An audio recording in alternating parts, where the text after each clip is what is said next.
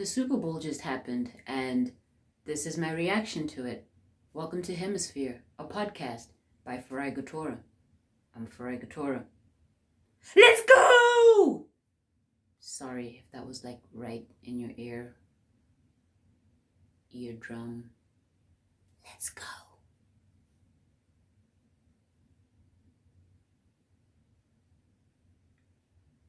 So, before I get into anything, and I do mean anything, because there's a couple of things in here. I know I did just say it's a Super Bowl episode, but I'm going to talk about something else in a few moments. I just want to clarify something. This isn't a football podcast, it's not a sports podcast.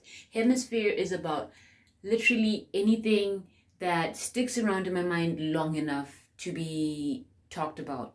If it's in there for enough time for me to grasp a hold of it, I'm gonna talk about it. So it just happens that I've done a couple of football episodes because 'tis the season, and now that season has ended. The Super Bowl ends all the football, so that's a wrap on the 2021-2022 season. And before we get into the game, which ended just about 30 or so minutes ago, I want to talk about the week leading up to the Super Bowl. Nothing football related, because who the fuck cares? Just get to the game and watch the game. At least that's the attitude I took. All the speculation and back and forth and what's gonna it just wasn't for me. It's just not for me. I can understand if you want to know and have the most accurate information for your gambling purposes, so you can lose your kids' inheritance that way from a more informed so you can lose your kids' inheritance from a more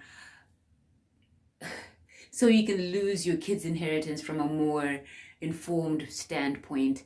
But I didn't care about the back and forth and what the bookmakers were saying, because I just didn't care.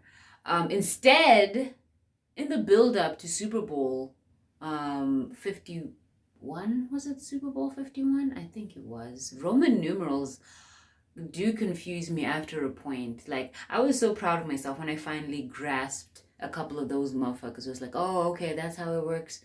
The X and the two sticks. There's eyes. I guess it's an I. I.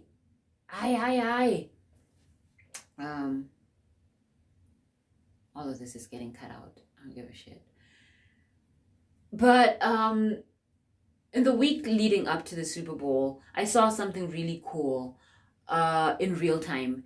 And I was at work on my way to another assignment, and I just kind of saw, like, in the periphery, like, I wasn't looking directly at it, but I kind of noticed something in my line of, not directly in my line of vision, that's the point of periphery, but like, I noticed this bird, and it wasn't no regular bird you see, the crows and the what have yous. It was a bigger bird, which is what caught my eye, and I'm like, oh my god, what is that? And I'm no bird expert. At first I called it an eagle, but I doubt it didn't. The profile, its head shape and profile didn't look like an eagle. The beak, I think, specifically, because eagles tend to have like the aggressive beak. At least that's how I see it. And this, after calling it an eagle and then saying, nah, that can't be an eagle, I was like, a falcon? But I don't know if we have falcons in northern Indiana where I live. This is a mystery. Like, get the fucking Smithsonian on this. Nat Geo, are they busy? I'm sure they're busy. They no longer exploit natives of various lands, but they do various good work, I'm sure. The thing with Nat Geo has always been like, y'all out here taking all these pictures of people, unsuspecting motherfuckers in this place and that place, and then you go off and make you hundreds of thousands, and that's just that. The person you captured in that picture is none the wiser to your wealth. But anyway, that's not about the Super Bowl or Super Bowl pre-Super Bowl week. Pre-Super Bowl week? That's what I'm going with. So I see this bird that is not an eagle. Maybe it's a falcon, but I don't know if we have falcons in northern Indiana. And maybe it's a hawk, huh? Could it be a hawk? I don't know. I couldn't tell you. And a quick Google search told me that it, from what I remember the bird looking like, it might have been a hawk. But this bird, it's kind of like hovering, you know, and then it just swoops down. And I'm turning the corner. I was at McKinley and Grape Road. If that means anything to you, it shouldn't. Like, you could be listening from wherever the fuck, and you're like, okay, great, what is that? I needed to drop that factoid because there's a little bit of there's a bushy area, like a bush hedge type of thing there. And the bird caught a mouse. There was a little mouse that this bird had peeped from however far up in the sky it was and swooped down and caught the mice. It was some real wild in the prairies type shit in the city. This is a built up area, urban, if you will. I don't know how urban. Okay, I'll just fucking say it. Urban is code for black, by the way. Like, all of this is getting deleted. But I was amazed. I saw this in real time, and it was just like, wow, Nat Geo, where the fuck are y'all? Set up your cameras at McKinley and Grape. Photograph. Set up your cameras. Nat Geo, where the fuck are you? Set up your cameras at McKinley and Grape and photograph this eagle / falcon / hawk, maybe, capturing a field mouse instead of traversing to wherever the fuck you stand. Instead of going to wherever the fuck to take pictures of unsuspecting people in the nude. I don't know. I think there's been enough backlash now that people are sensitive about doing things like that, or at least try to be less dicks about it. But I don't know. I don't work in these fields. But I don't know. But I don't know. I don't know what they do. Anyway, that was part 1. And in part 2, we talk Super Bowl. So, the Super Bowl was moments ago. I am recording this on the Sunday night of the game. That is February the 13th. Tomorrow's Valentine's Day. And for those of us who are in different time zones, perhaps you're already in tomorrow. Hello, people in the future. What's it like? Do you think you're better than us in the past? Let me know. Information to get a hold of me and the show is available in the show bio description place. You get me. So, full disclosure, I missed most of the first half, okay? Because Judy called, food called. I had a carry-out order that I had to go pick up, and food comes first before touchdowns and Super Bowl rings and any of it. Like, none of that shit's putting food in my stomach. So I zipped on over to pick up my food. And while I was waiting at this local eatery, I saw they had the game on, and the Rams were up early in it might have been the first quarter, or second quarter, I'm not sure. But they were up 7-0, and I'm like, oh, here we go. And so, like, going into the game, I was leaning Rams. Like, I thought that they would win. With me, I'm neutral in most cases. I don't have a team that I generally cheer for in the NFL, but there'll always be a team that I might tend to be like more friendly towards. Like, there might be a team that I'm more likely to support, and one that I might hate for any number of reasons. It's a whole little world that I weave for myself when it comes to these teams, and I have the Rams, the lambs. Isn't a lamb just a baby ram? Is that lambs, rams? Do lambs become rams? Well, the lambs became rams today. And they won the Super Bowl. But anyway, my point is, I thought I was texting a friend of mine, and she was, it seemed, leaning Cincinnati. I thought that the moment would be too big for them, and the Rams would end up winning. The moment didn't seem too big for Cincinnati. It just came down to to that last interception for sure. I mean, not interception, the last sack that Burrow took on 4th and 1, and that was the ball game.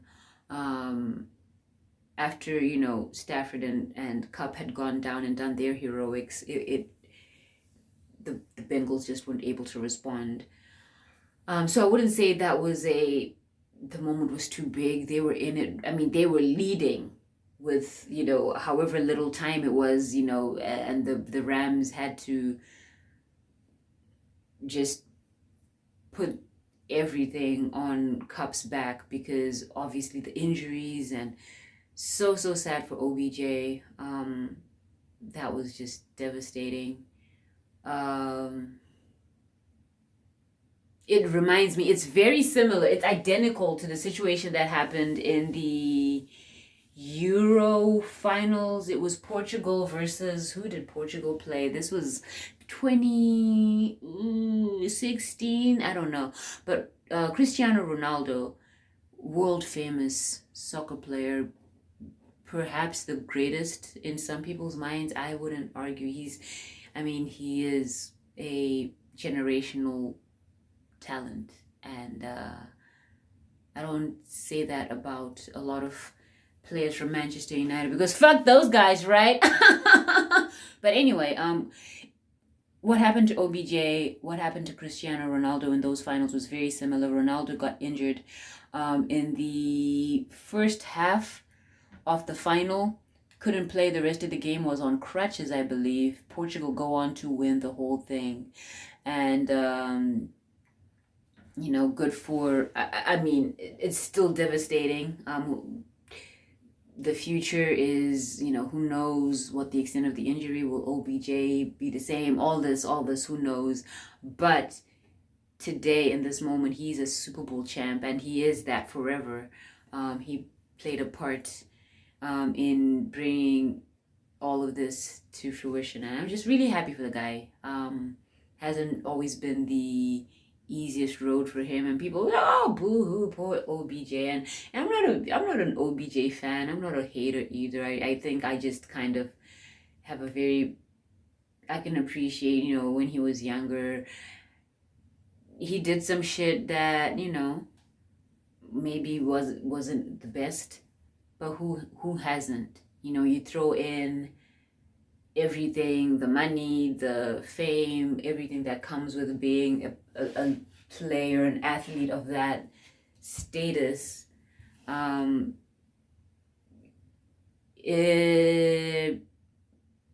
think it's very easy to just kind of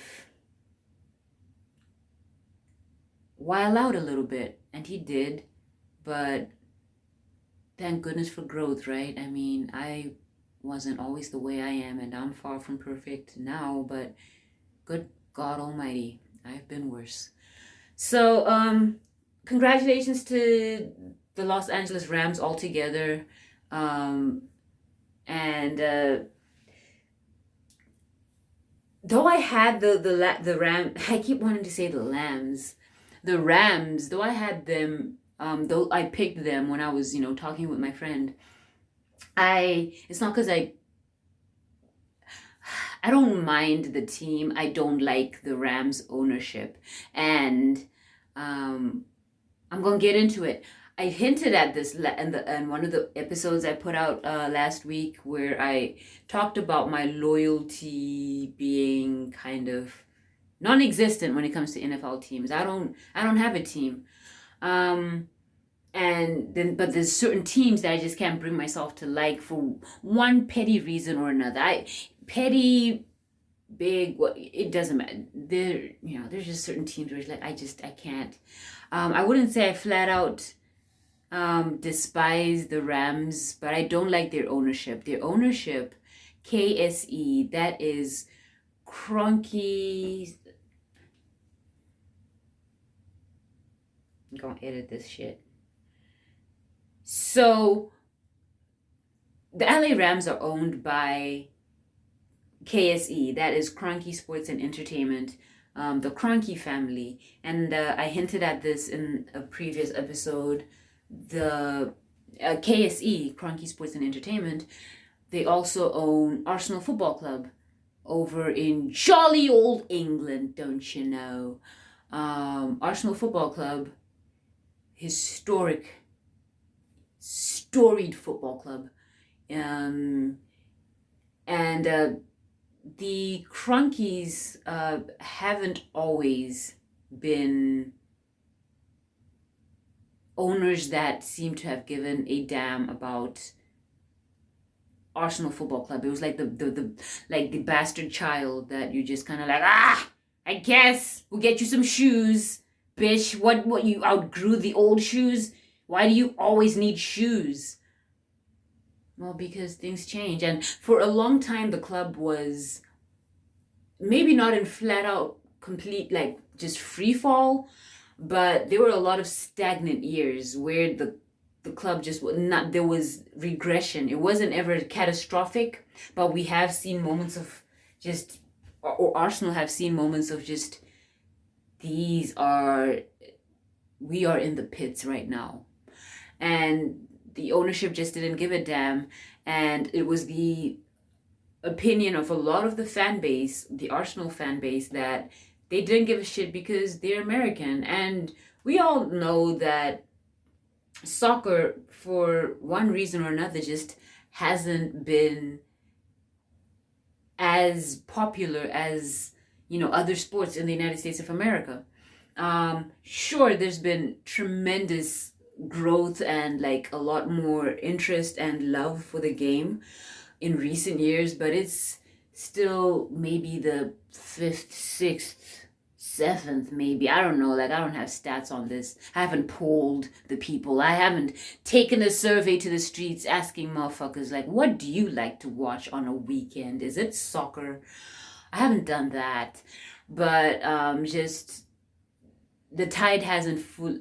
I don't think that it will ever turn. There have been strides towards, soccer being more enjoyed and just played by people of all backgrounds, but it's still very much not at the forefront. And that was the feeling that people got from the ownership of KSE when they took over Arsenal Football Club.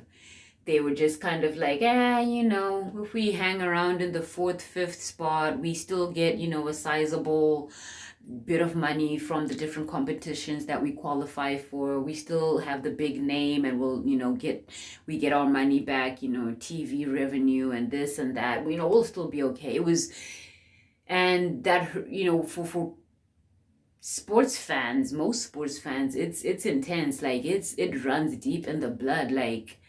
And it didn't seem that the Cronkies cared in that way, judging by the moves they made or didn't make. And so I had that chip on my shoulder against the LA Rams ownership, to be clear, not the team itself, not the men and not the men that are playing on the field, and then the extensive staff of men and women that are working with the teams, and like it's never that serious for me. But congratulations to the Cincinnati Bengals for a incredible year, to go from 6 wins in 2 or 3 years. Like, it was catastrophic. It was so bad. And just coming down to a play, one play, to winning the Super Bowl. I know, again, there's never any moral victories in sports, but it's, at least it's encouraging, and that's really my reactions to it. But before I go, I'd be mistaken if I don't mention. It's kind of poetic justice, I guess, in a sense. Um, because the Bengals kind of got away with what? Not kind of, they got away with it. That it was like a pull on the face mask. Ramsey got his head, his face mask tugged, threw him off balance. Like you can't, like you're going at full speed, you're kind of leaning. If your head is like off kilter, that's like your rudder. If that's like knocked off, like bitch, you going down. And Jalen Ramsey went down. Refs didn't see it. I was amazed. I mean, the rules of the NFL are always very obscure to me. Like, they always pull out some, well, if this man is down the field 2 yards out from the backfield, you can't pass him the ball. And now it's a 25-yard penalty. And I'm like, what the shit? But, yeah, I don't know what the rules are for, like, obviously it's not allowed. You can't like strike a touchdown off the board once it's already gone up. But I'm pretty sure that's happened. I mean, I guess it's I don't know if it depends on the situation, if it's a Super Bowl exception, but I've definitely seen, touchdowns being taken away where it's like, oh no, he didn't cross the plane, or he, whatever, and they could take that shit off the books. But I guess there was no review of that. But anyway, the point is, that was a deflating, like, just it probably just, like, if you're a Ram, if you end up losing the Super Bowl, I'd be shitty for days. I know they would have been shitty, because it's like, motherfucker, what? Refs, there's like 100 of y'all on the field, no one caught that, and no one, anyway. That's my reaction to the Super Bowl. And here's part 3, because there was a halftime show. Real quick, I just want to say I enjoyed that halftime show. A lot of classics that I grew up hearing and know of and enjoy pretty much.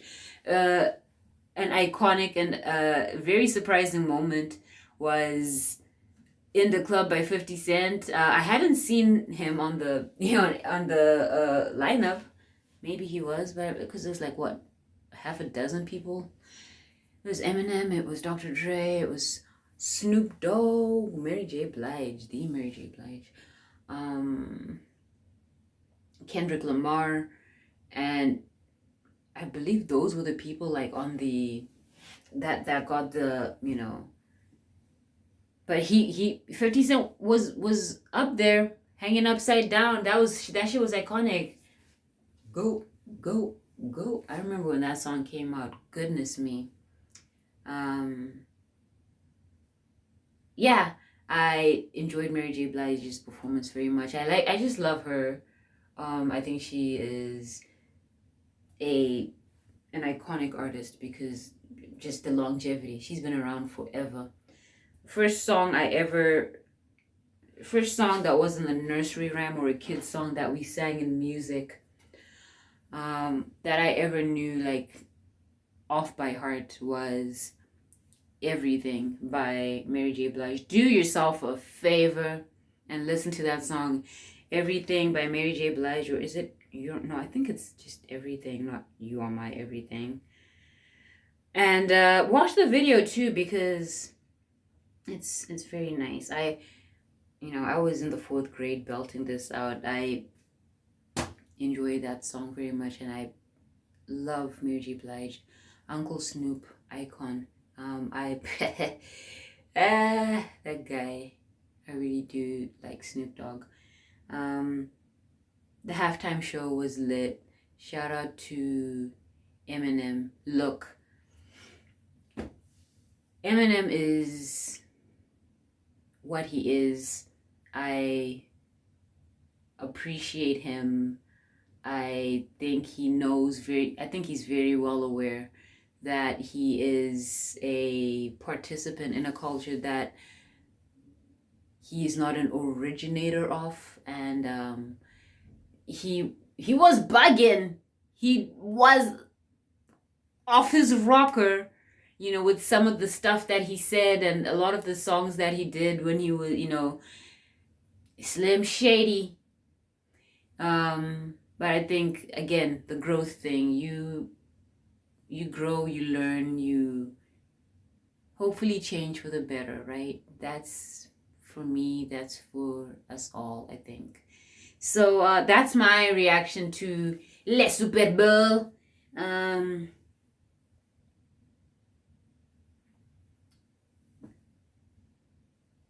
I have been Farai Couture. Reach out if you would. I'd love to hear from you. And thank you for listening to the show, by the way. Information to get a hold of me and how to get in touch with the podcast, all available in the show description. Thank you as ever for listening. Bye.